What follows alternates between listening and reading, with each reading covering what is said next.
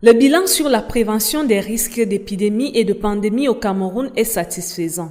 C'est du moins ce qu'il faut retenir du deuxième forum annuel sur la gestion des urgences et événements de santé publique, achevé ce 1er décembre dans la ville de Douala.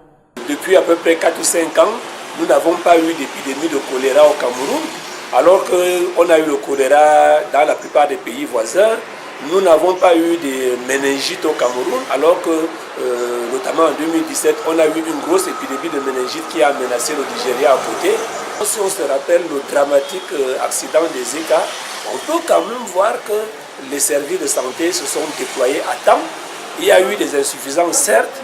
Nous avons une capacité aussi à couvrir des gros événements comme la Coupe d'Afrique des Nations féminines qui s'est déroulée et où il n'y a eu aucun incident. Ces nombreuses avancées sont la résultante de la mise en œuvre des centres de prévention de lutte contre les épidémies dans les 10 régions par le ministère de la Santé publique. On ne se limite plus seulement à la gestion d'une épidémie ou d'une pandémie.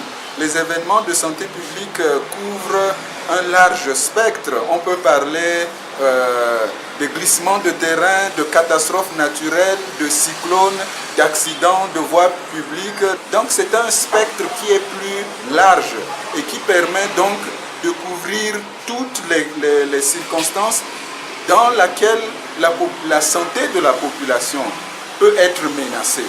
Notons qu'au Cameroun, comme partout ailleurs, la gestion des événements de santé est un processus complexe parce que la société est en perpétuelle mutation. Même si les avancées sont notoires sur le plan institutionnel, la participation des populations reste indispensable pour une meilleure surveillance épidémiologique.